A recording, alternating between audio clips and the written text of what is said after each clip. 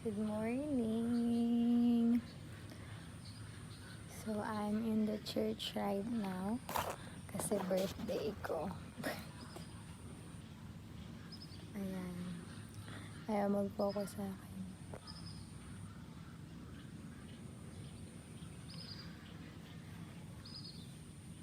Thank you, Lord. It's my 16th birthday. Nakalimutan ko na kung paano mag-vlog. Char. And I just want to thank the Lord for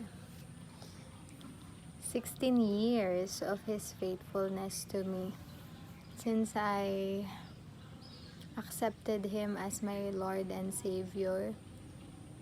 And mamaya ipapakita ko kung saan kami nag-pray dito sa church ng prayer of acceptance kay Lord. And I just want to share this short realizations and learnings from my 16 years of experience journey with the Lord. Now na as you have watched yung baha, before this day comes, 3 weeks na ba? Oo, it's been 3 weeks since the baha. And nagtampo ko nun kay Lord na sabi ko, ito na naman yung baha, ganyan. Tapos wala pa rin yung bahay namin. Ganon. Kumbaga nandun yung tagal ng waiting of a servant asking for the reward. Sabi ko, Lord, though 16 years pa lang ako, pero may ganun na struggle. Sabi ko sa Kanya, Lord, yung promise mo sa amin, ganyan, naglilingkod naman kami. And, sabi mo ganito, sabi mo ganyan. Tapos, hindi na ako nun nakapag-devotion kay Lord. Parang naging cold ako sa relationship ko sa Kanya. Na, ang hirap kasi pagbaha ulit, ang dami na naman namin bubuhatin pataas, tas wala kaming katulong, ganyan. 2 senior na yung kasama ko, tas may baby pa kaming kasama, pero masaya naman. The bonding is there, siguro yun yung blessing ng baha, no? Yung pagbuklod-buklo rin ulit tayo. Pamilya. Tapos, parang binalik ako ni Lord dun sa desire ko na hindi ikaw yung desi na naglolong for earthly rewards, na the real desi is, or the desi that He knows is the one who desires me most.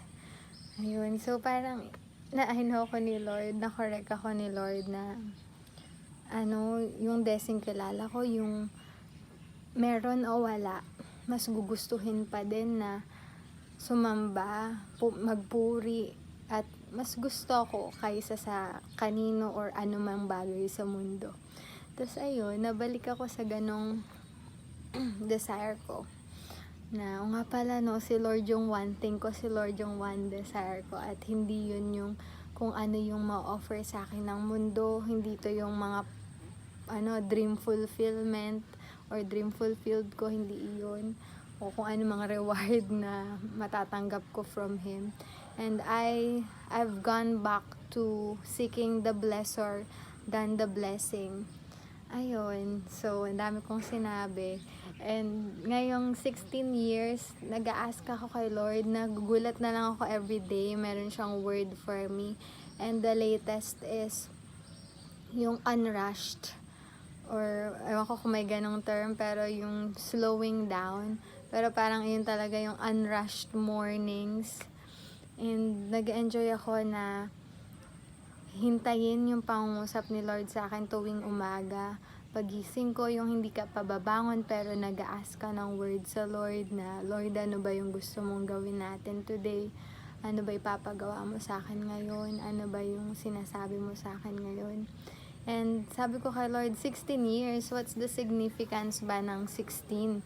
Parang wala naman akong maisip. Kung yung 15, triple grace yun kasi 555.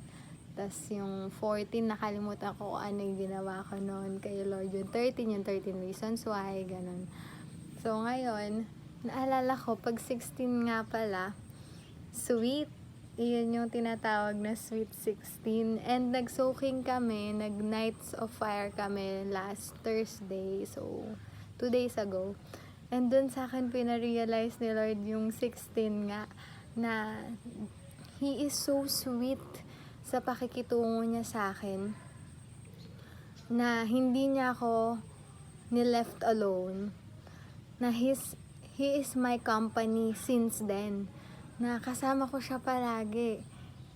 Companion, company, buddy, ganyan. Na ever since I chose him, actually he chose me. Ayun, he never left me, never left my side. So, ever since, kumbaga parang nagpa-flashback yung mga moments na I am just alone, o kaya I am thinking I am just alone in this journey, ganyan, na kahit minsan unappreciated and overlooked, pero hindi all along, I am with Him. He is with me. Emmanuel. Ayun. So, that's His presence. That's what I'm thankful for. That His presence is wrapping me around His arms always, ganyan. And nung soaking nga, kinanta yung How Can I Keep From Singing. Tapos diba yung chorus nun, yung I am loved by the King. And it makes my heart want to sing. Tapos parang sabi ko kay Lord oo nga no Lord, all this time, mabuti ka, love mo ko, love ako ng mga tao. As a notes ng cellphone ko. Sabi ko, never did I feel alone. Never did I feel unappreciated. Never did I feel unloved. Sa buong buhay ko, I am thanking the Lord. Na yes, may times na mga ganun. Na talagang mafe-feel mo na hindi ka nakita, ganyan. Pero kasi all my life, kapag iisa-isahin ko yung journey ko with the Lord, I am so loved. Na to the point nga na sinasabi ko kay Lord, parang favorite mo ba ako? Favorite yan. And I mean, sobrang love yung natatanggap ko sa mga tao. Na I can testify. I can testify that God loves me so much.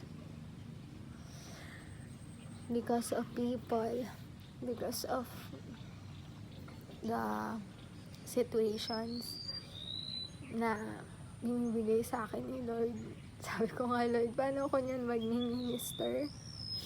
Hindi ko naman nararanasan yung mga pangit na sitwasyon sa buhay. Yung mga worst case scenario. Pero upon realizing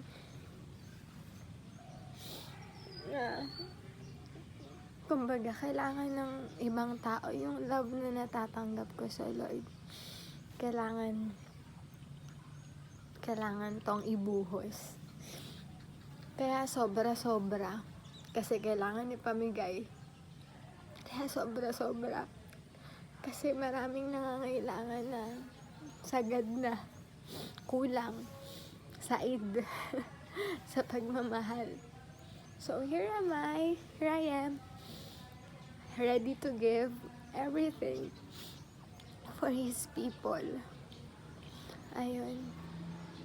And I'd love to follow and to fulfill God's command in my life, to love Him most and to love His people. So ayun, I am glad that He's by my side always. A sweet, sweet companion, a sweet, sweet master, a sweet, sweet friend, best friend, a sweet, sweet father. Ang dami kong sinabi, 9 minutes na. And I just wanna thank the Lord sa word niya din sa akin. Nung soaking nga, na at His command, everything gets better. At His command, everything will be restored. At His command, generations will be saved. So I'm just following God's command in my life, and I am looking forward and waiting for His command for everything, na magiging okay lahat just because He said so, just because He did it. So ayun, thank you Lord na yung word niya na yun sa amin as we minister kahapon, and nung isang araw I've been hearing a lot from people who are hurting, who are overlooked, who are unappreciated, and maraming sa loob binadala. Pero here I am, here we are Lord, na nagli-listen, nagpe-pay attention sa kanilang mga sitwasyon. And one day, as we pray together, as we continue to follow His call, then the Lord will surely do what He has promised. Mga pamilya mare-restore, mga relationships mas magiging fruitful, mga susunod na generation, mga bata talagang lalaking may takot sa Kanya. So that's my life's learning this 16th year in the Lord. Thank you Lord for the wonderful morning, and ang sarap. Ayan. Ang sarap dito sa tahanan niya. Thank you Lord. This is where we've started the prayer house, the worship center. Thank you Jesus.